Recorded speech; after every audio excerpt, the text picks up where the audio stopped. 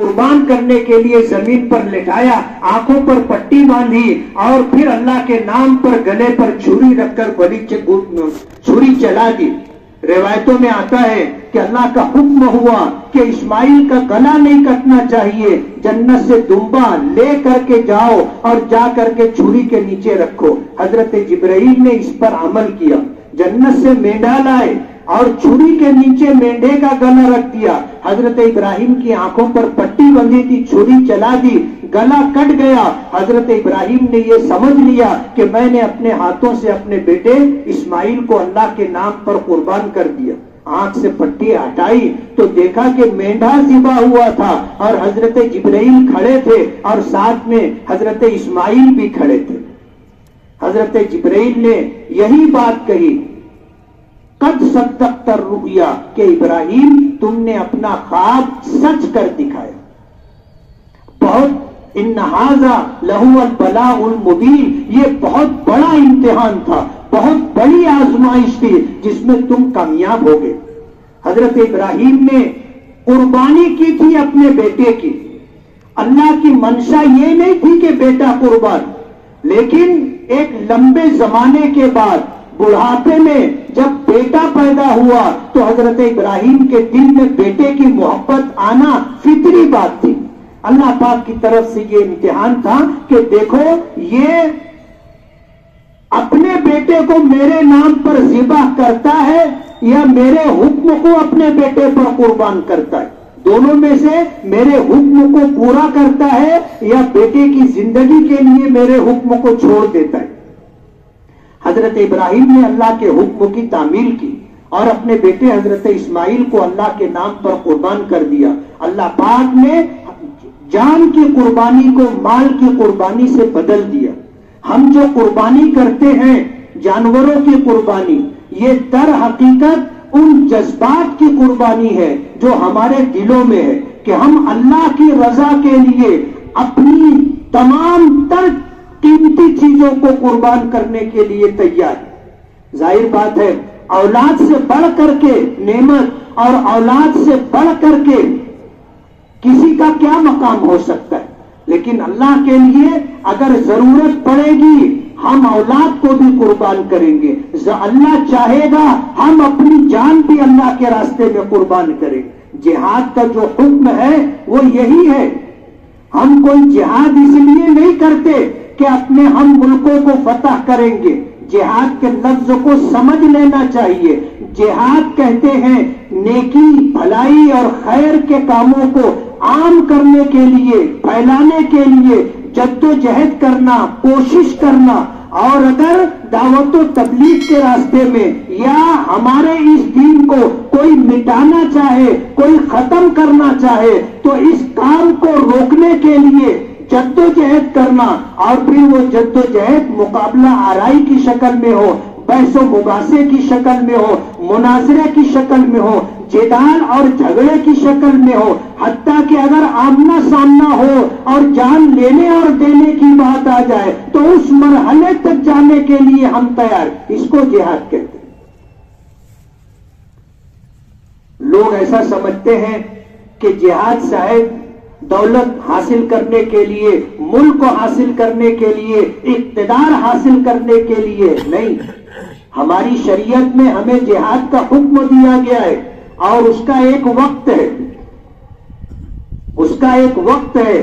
کچھ مخصوص حالات میں اس حد تک ہم جاتے ہیں کہ اگر ہمیں اپنے دین کے لیے، اللہ کی رضا کے لیے جان بھی دینی پڑے تو ہم جان دینے کے لیے تیار ہوتے ہیں۔ یہ جہاد کا آخری مرحلہ ہے، ورنہ جہاد در حقیقت ایک جد و جہد ہے۔ ہم کہتے ہیں جد و جہد کرنا، کوشش کرنا، یہ اسی جد و جہد اور کوشش کا ایک حصہ ہے، آخری حصہ، جہاں جنگ کر کے اپنے دین کی حفاظت کے لیے، اپنی جان کی حفاظت کے لیے، اپنے مال کی حفاظت کے لیے، اپنی عزت و آبرو کی حفاظت کے لیے جد و جہد اور کوشش کرنا اور آخری حد تک چلے جانا جہاد ہے۔ آج تو عجیب و غریب صورتحال ہو گئی۔ اب لوگوں نے جہاد کے ساتھ لو کو جوڑ دیا، لو جہاد۔ کافی دنوں تک یہ لفظ آپ نے سنا ہوگا، اور ہم مسلمانوں پر یہ الزام تھا کہ ہم اپنے غیر مسلم بہن بیٹیوں کو اپنی محبت کے جال میں پھنسا کر کے اس کا مذہب تبدیل کرنا چاہتے ہیں، اور اس کو کہا گیا کہ یہ مسلمانوں کا لو جہاد ہے۔ ہمارے مذہب میں دعوت و تبلیغ کا سیدھا راستہ ہے، سیدھا راستہ۔ ہم کوئی چور راستہ نہیں تلاش کرتے، ہمارا سیدھا راستہ ہے۔ ہم آپ کو بھی اسلام کی دعوت دیتے اس لیے کہ یہ ہمارا مذہبی فریضہ ہے، اور ہم آپ کے ہمدرد اور خیر خواہ ہیں۔ ہم یہ چاہتے ہیں کہ اس پوری کائنات کو جس نے پیدا کیا ہے، تمام تر مخلوقات جس نے پیدا کی ہے، اس کا حق ہے کہ صرف اسی کی عبادت کی جائے، صرف اسی کی پوجا کی جائے، اسی کو اپنا الہ، اسی کو اپنا معبود، اسی کو اپنا رب، اسی کو اپنا خدا، اسی کو اپنا بھگوان کہو، اسی کو اپنا گاڈ کہو۔ تنے تنہا صرف اسی ایک کی عبادت ہوگی، یہ ہمارے مذہب کی خصوصیت ہے۔ اور کوئی بھی مخلوق، چاہے آپ انہیں اپنا بھگوان سمجھے، وہ بھی اس کی مخلوق ہے۔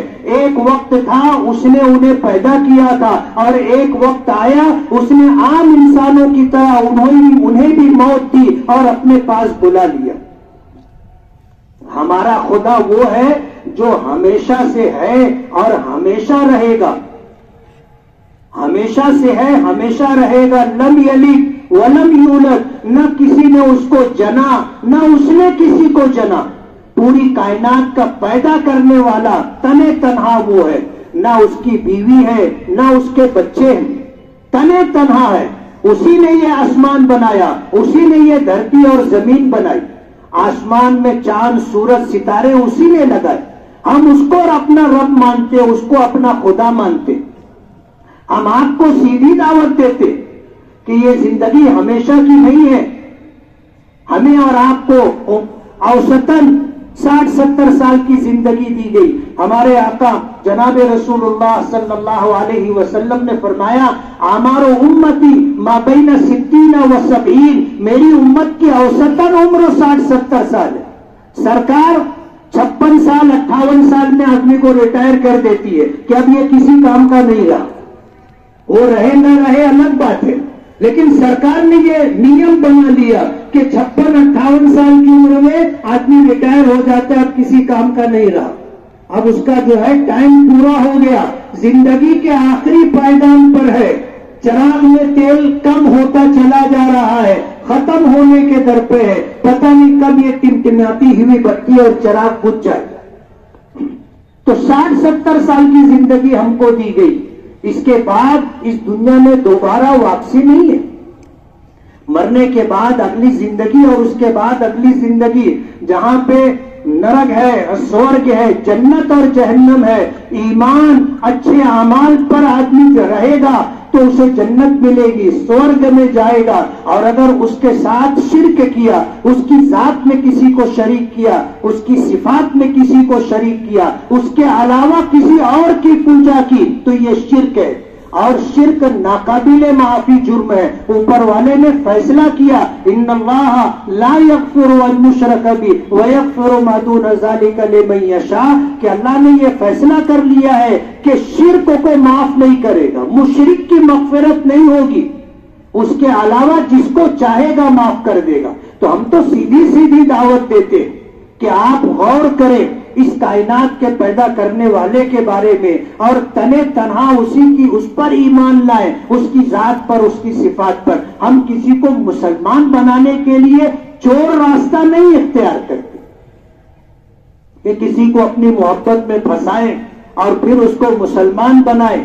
ہماری شریعت میں قرآن پاک میں فرمایا، لا اکراہ فی الدین، مذہب کے بارے میں، دھرم کے بارے میں کسی قسم کی کوئی زبردستی نہیں ہے۔ اے بیٹے پانی رکھو ادھر جا کے، بیٹے چلو۔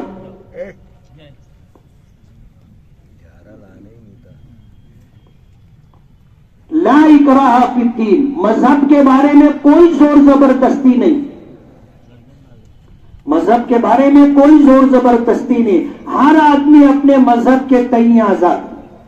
یہ جو کہا جاتا ہے کہ ایک جہاد کے ساتھ لو کو جوڑا گیا، لو جہاد، اور اسی کے ساتھ جوڑ دیا گیا لینڈ جہاد.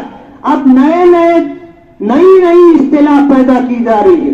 ابھی دھولیا مالیگاؤں لوک سبھا کا الیکشن ہوا، فرقہ پرستوں نے جن کو منہ کی کھانی پڑی وہ کہنے لگے مالیگاؤں کے لوگوں نے اوٹ جہاد کیا. عجیب و غریب بات ہے. میں نے یہی بات کہی کہ ہم نے تو الیکشن کمیشن کے آدیش پر، ان کی گائیڈ لائن پر عمل کیا ہے کہ ہر شخص کو ووٹ دینا چاہیے. ہم نے عید کے موقع پر یہاں سے آپ کو پیغام دیا تھا کہ آپ ہر حال میں ووٹ دیں. کاش ہماری یہ بات پورے ملک میں پہنچتی اور ملک بھر کا مسلمان یہ طے کر لیتا کہ ہمیں ہر حال میں ووٹ دینا ہے. تو آپ یقین مانیے ملک میں آج جو صورتحال ہے وہ تبدیل ہو جاتی، صورتحال تبدیل ہو جاتی. ٹائمز آف انڈیا نے لکھا کہ ملک کے مسلمانوں نے ماضی کے مالیگاؤں میں 50%، 52% ووٹنگ ہوتی تھی. مالیگاؤں کی ووٹ 64% ہوئی. 64% ووٹ نے کیا کھیل کیا آپ کو پتا ہے کہ دھولیا مالیگاؤں لوک سبھا میں 6 اسمبلی حلقے ہیں. 5 اسمبلی حلقے میں بی جے پی کے فرقہ پرست امیدوار کو لیڈ ملی تھی.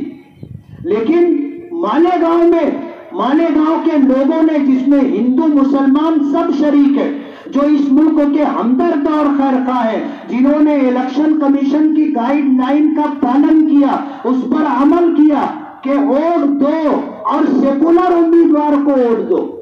ظاہر بات ہے سیکولر امیدوار کو ووٹ دینا ہمارے آئین، دستور، سنویدھان کا ہمیں ملا دیا ہوا حق ہے. ہم نے اس پر عمل کیا اور مالیگاؤں کی آپ کی 2 لاکھ ووٹوں نے 5 اسمبلی حلقوں کی لیڈ توڑ دی.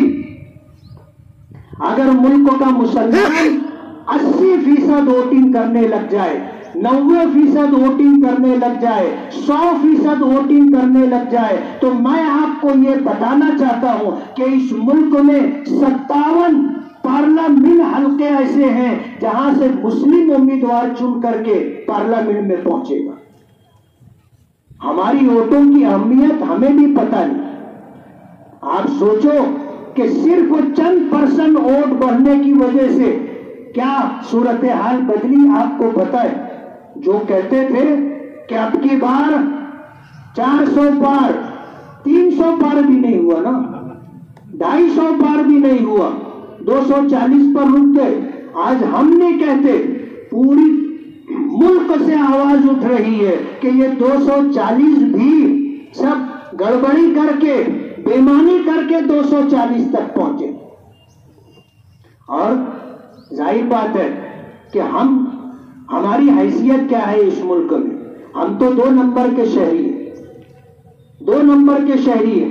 زندگی کے تمام شعبوں میں ہمیں پیچھے ڈھکیلا گیا، اور اتنا پیچھے ڈھکیلا گیا کہ سچر کمیشن کی رپورٹ میں یہ بات ہے کہ اس ملک میں مسلمان دلتوں سے زیادہ پسماندہ ہے، دلتوں سے زیادہ پسماندہ ہے. ہمیں اتنا پیچھے کر دیا گیا صرف اس وجہ سے کہ ہمیں اپنی قدر و قیمت معلوم نہیں ہے. آپ 100% ووٹ کرنا شروع کر دو گے، ہر ایک کو آپ کی طرف دیکھنا پڑے گا، ہر ایک کو آپ سے مشورہ لینا پڑے گا، ہر ایک کو ہر فیصلے میں آپ کو شریک کرنا پڑے گا. ہم اس ملک میں 25 کروڑ ہے،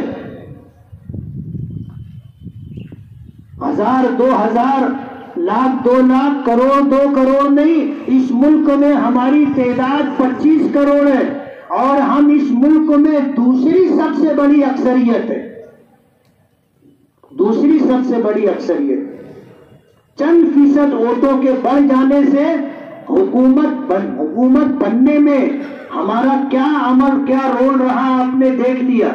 جو لوگ یہ خواب دیکھ رہے تھے کہ اب کی بار 400 پار، وہ الزام ہم ہی لوگوں کو دیتے ہیں کہ مسلمانوں کی ووٹ کی وجہ سے ہم اتنے پیچھے رہ گئے. میں اس میدان سے، عیدگاہ سے حکومت وقت کو اور ان کے ذمہ داران کو یہ پیغام دینا چاہتا ہوں کہ اگر آپ یہ کہتے ہو کہ سب کا ساتھ سب کا وکاس، تو آپ ہمیں چھوڑ کر کے نہیں چل سکتے۔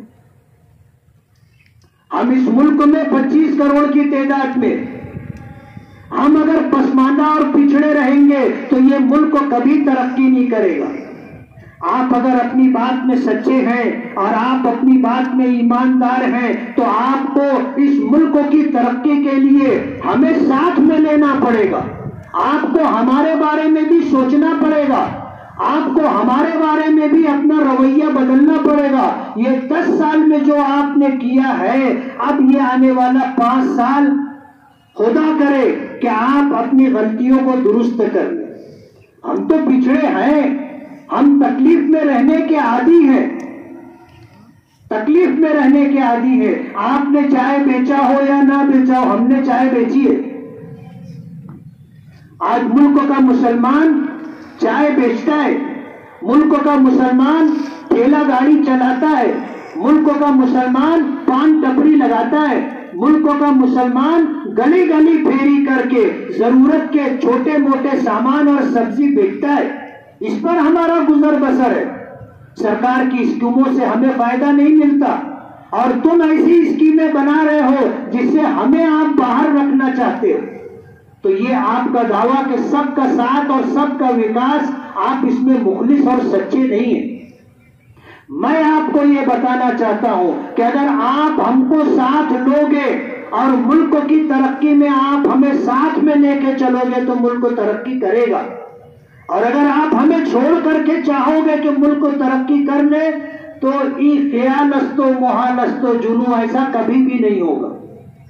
آپ ہمیں چھوڑ کر کے اپنے پیروں پر کلہاڑی مار رہے۔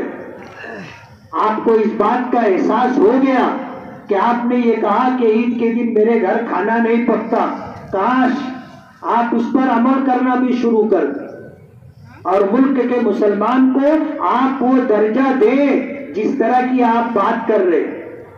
ورنہ آپ تو ہمارا کھانا کھانا تو دور کی بات، ہماری طرف تو دیکھنا بھی پسند نہیں کرتے نا۔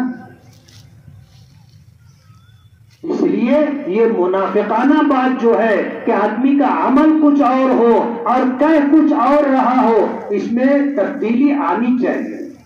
تو آج جو یہ کہا جا رہا ہے جہاد کے ساتھ لو جہاد، جہاد کے ساتھ لینڈ جہاد، جہاد کے ساتھ اب ووٹ جہاد، اب پتہ نہیں اس کے بعد کون کون سا جہاد آئے گا۔ میں یہ کہہ رہا تھا کہ جہاد کے معنی ہے نیکی بھلائی اور خیر کو عام کرنے کے لیے، پھیلانے کے لیے جد و جہد اور کوشش کرنے کا نام جہاد ہے، اور یہ کوشش درجہ بدرجہ ہے۔ آخری درجہ ہے جہاں جا کر کے اگر یہ محسوس ہوا کہ اب اپنے دین کی حفاظت کے لیے، اپنے مذہب کی حفاظت کے لیے، اپنی جان کی حفاظت کے لیے، اپنے مال کی حفاظت کے لیے، اپنی آبرو اور عزت کی حفاظت کے لیے ہمیں ہتھیار اٹھانا پڑے گا، یہ جہاد کا آخری درجہ ہے۔ ہم پر تو کیا ہے، نہ جانے کیسے کیسے الزامات لگائے جاتے اور ہمیں اس کی پرواہ بھی نہیں۔ اس موقع پر آپ کو آخری بات کہوں گا، وقت ختم ہو رہا ہے، آخری بات کہوں گا کہ آج جو ہمارے ملک میں مسلمانوں کی موجودہ صورتحال ہے وہ مکی زندگی جیسی نہیں ہے۔ مکے میں تو ایسا تھا کہ ہم اذان نہیں دے سکتے تھے، نماز نہیں پڑھ سکتے تھے، ہم اپنے مذہب پر علل اعلان عمل نہیں کر سکتے تھے، نہ ہماری جان محفوظ تھی، نہ مال محفوظ تھا، نہ عزت و آبرو محفوظ تھی۔ ایسے حالات مکے کے تھے، ویسے حالات الحمدللہ ہمارے نہیں ہیں۔ آج الحمدللہ ہماری جان بھی محفوظ ہے، مال بھی محفوظ ہے، آبرو بھی محفوظ ہے، ہماری مسجدیں بھی محفوظ ہیں، اور ہماری خانقاہیں، قبرستان، یہ سب آج اگرچہ اس میں غلط طریقے سے عمل دخل ہو رہا ہے لیکن پھر بھی ہمیں مذہبی آزادی حاصل ہے، ہم اذان دے کر کے نماز پڑھتے ہیں۔ آج عیدگاہ میں آپ دیکھ لو اتنا بڑا مجمع آ کر کے کھلے میدان میں نماز ادا کر رہا ہے۔ یہ ہمیں دستور میں، سنویدھان نے یہ آزادی دی ہے، یہ حق دیا ہے۔ اس لیے مکی زندگی جیسی ہماری زندگی نہیں ہے۔ اور مدنی زندگی جیسی بھی ہماری زندگی نہیں ہے. مدنی زندگی میں سرکار دو عالم صلی اللہ علیہ وسلم نے اسلامی حکومت کی بنیاد ڈالی تھی اور آپ اس کے سربراہ تھے. اور مسلمانوں کے ساتھ ساتھ قرب و جوار میں بسنے والے یہودی اور دوسری قومیں مشرکین آپ کے اقتدار کو، حکومت کو ماننے پر مجبور تھے. ہندوستان میں ہماری یہ حالت نہیں ہے. ایسے حالات میں ہمیں کیا کرنا چاہیے؟ علماء نے، دانشوروں نے بہت سوچ سمجھ کر کے ہمیں راستہ دیا، جس پر ہم نے تھوڑا سا پارلیمنٹ الیکشن میں عمل کیا. حضرت مولانا سید ارشد مدنی دامت برکاتہم نے اعلان کیا تھا، ملک کے بڑے بڑے اکابر علماء نے اعلان کیا تھا کہ اپنے یہاں جب آپ پارلیمنٹ کا الیکشن ہو تو آپ یہ دیکھو کہ فرقہ پرست امیدوار کے مقابلے میں جو سیکولر امیدوار ہو، چاہے وہ کسی بھی پارٹی سے تعلق رکھتا ہو، اس سیکولر امیدوار کو جتانے کی کوشش کرو، اس کو ووٹ دو. ہم نے صرف اس پر عمل کیا اور اس پر عمل کرتے ہوئے تھوڑا سا ہم آگے بڑھے. بس آپ دیکھ لو ملک میں خیر وجود میں آئی اور فرقہ پرستوں کو لگام لگی. اس لیے ایسے حالات کے اندر ہمیں کچھ کام کرنا ہے. اس کا یہ مطلب نہیں ہے کہ اب ہم مجبور ہیں، بے بس ہیں، بے کس ہیں، معذور ہیں، ہم ہاتھ پہ ہاتھ دھرے بیٹھے رہے. نہیں، ہماری شریعت اس سے منع کرتی. ہم تو برے سے برے حالات میں بھی مایوس نہیں ہوتے. انہو لا ییأس من روح اللہ الا القوم الکافرون. اللہ کی رحمت سے ایمان والا کبھی مایوس نہیں ہوتا، اس لیے کہ ہمارا عقیدہ ہے کرنے والی ذات اللہ کی ہے. ہمارے کرنے سے نہیں ہوتا، اس کے کرنے سے ہوتا ہے. اس لیے ہم کمزور بے بس ضرور ہیں، لیکن ہمارا ایمان اس پر ہے جس کا فیصلہ پوری کائنات میں چلتا ہے. اس لیے ہم مایوس نہیں ہوتے. ان حالات میں ہم مایوس نہیں ہیں. ہمیں تدبیر اور جدوجہد کا راستہ اختیار کرنا ہے. ہاتھ پر ہاتھ دھرے بیٹھے نہیں رہ سکتے. انہی تدبیروں میں سے ایک تدبیر یہ تھی کہ ہم نے قانون کے دائرے میں رہتے ہوئے اپنے حق کا استعمال کیا، جس کی وجہ سے ملکوں کے حالات بدلے. اور آپ یقین مانو یہ 5 سال میں آپ اگر اپنے اکابرین بزرگوں کے بتائے ہوئے مشورے پر عمل کریں گے، اگلا آنے والا الیکشن ملکوں کے حالات بدل دے گا. میں آج آپ کو یہ بات بول رہا ہوں، آج آپ کو 5 سال پہلے یہ بات بول رہا ہوں. آپ تدبیر کریں، جدوجہد کریں، اپنا مقام پہچانے. دوسری بات، حکمت اور مصلحت سے کام لیں. حکمت اور مصلحت سے. تلوار کی دھار پر مکہ مارنا یہ بہادری نہیں ہے، یہ حکمت اور مصلحت کے خلاف ہے. آج ملک میں یہ چاہا جا رہا ہے کہ ہم جذباتی ہو جائیں، ہم بھڑک جائیں، ہم ایموشنل ہو جائیں اور ہم ٹکرانے کے راستے پر نکل جائیں. ہمارے اکابرین نے منع کیا ہے کہ یہ حکمت و مصلحت کے خلاف ہے. ملک کے گزرے ہوئے یہ پارلیمنٹ الیکشن میں ہر ممکن کوشش کی گئی کہ ہمیں ابھارا جائے، ہمیں بھڑکایا جائے، جذبات میں لایا جائے. کیا نہیں کیا گیا، لیکن ہم خاموش رہے. ہم نے ایک کام کیا کہ ہم 20 مئی کو ووٹ دینا ہے، ہم ووٹ دینے کے لیے نکلے اور ہم نے ماضی کے مقابلے میں تھوڑا سا اس میں زیادہ حصہ لیا. حالات بدل گئے. حکمت اور مصلحت سے کام لینا ہے. تیسری چیز صبر کرنا. صبر سمجھتے ہو؟ صبر کس کو کہتے ہیں؟ اللہ کی رضا کے لیے اپنے جذبات پر قابو رکھنا. کس کے لیے؟ اللہ کی رضا کے لیے اپنے جذبات پر قابو رکھنا. آؤٹ آف کنٹرول نہیں ہونا. آج جو ملک کے موجودہ مسلمانوں کے حالات ہیں، ان حالات میں ہمیں قرآنی تعلیمات یا ایھا الذین آمنوا استعینوا بالصبر والصلاۃ کہ اللہ کی طرف رجوع ہو اور نماز، یعنی ہر حال میں اللہ کے حکموں کی تابع داری. اپنی شریعت پر آپ مکمل عمل کرو. اور جہاں ملک کے قانون کے پیش نظر آپ عمل نہیں کر سکتے، آپ اس کو چھوڑ کر دوسرا راستہ اختیار کرو. جیسے ہمارے صوبے میں، ہمارے اسٹیٹ اور ریاست میں گو ونش کا قاعدہ ہے. ہم گائے نہیں کاٹ سکتے، پیچھے بھی نہیں کاٹتے تھے، بچڑا وغیرہ کاٹتے تھے. لیکن جب یہ قانون بن گیا کہ گائے اور گائے کی نسل کے جانوروں کی قربانی نہیں کرنی ہے، ان کو ذبح نہیں کرنا ہے، تو یہ قانون ہے. ہمیں قانون کی پاسداری کرنا ہے. اس کا متبادل کیا ہو سکتا ہے؟ آپ بکری بکرا قربان کرو، بھینس اور بھینسے کی قربانی کرو، آپ اونٹ کی قربانی کرو. یہ قانون کی وجہ سے مجبوری ہے. ہماری شریعت نے ہمیں قانون توڑنے کے لیے نہیں کہا. ہماری شریعت نے اس موقع پر متبادل اختیار کرنے کا حکم دیا ہے، اور پورے شہر کے اندر الحمدللہ مسلمان اس پر عمل کرتے. کچھ لوگ ہوں گے جو قانون توڑتے ہوں گے، لیکن میں آپ کو یہ بتانا چاہتا ہوں کہ اتنا بڑا مجمع جو عیدگاہ کے اس میدان میں آیا ہے، یہ وہ لوگ ہیں جو قانون کی پاسداری کرتے، قانون کی حکمرانی کو مانتے ہیں. قانون کا النگھن کرنا، قانون کی خلاف ورزی کرنا، یہ راستہ اختیار نہیں کرتے. تو ہماری شریعت نے ہمیں بتایا کہ مکمل شریعت پر عمل کرنے میں اگر کوئی دشواری، کوئی حکومت کی طرف سے کوئی قانون اگر ہم پر عائد کیا گیا تو اس کی وجہ سے ہم اس میں رک جائیں، دوسرا راستہ تلاش کریں. اور ہماری شریعت نے ہمیں راستے دیے، اور اس پر عمل کر کے ہم اللہ کے حکم کو پورا کر سکتے. تو آج اس موقع پر جو قربانی ہم کر رہے ہیں، یہ قربانی در حقیقت حضرت ابراہیم علیہ السلام کا ایک عمل تھا. صحابہ کرام نے پوچھا تھا کہ من اضاحی یا رسول اللہ، اللہ کے رسول یہ قربانی کیا چیز ہے؟ فرمایا ہی سنت ابیکم ابراہیم، کہ یہ تمہارے باپ حضرت ابراہیم کی سنت ہے، ان کا طریقہ ہے، ہم اس پر عمل کرتے. قربانی سب پر واجب نہیں ہے. جو مالدار ہے، صاحب نصاب ہے، اس پر قربانی ہے، ورنہ جو غریب ہے اس پر قربانی نہیں ہے.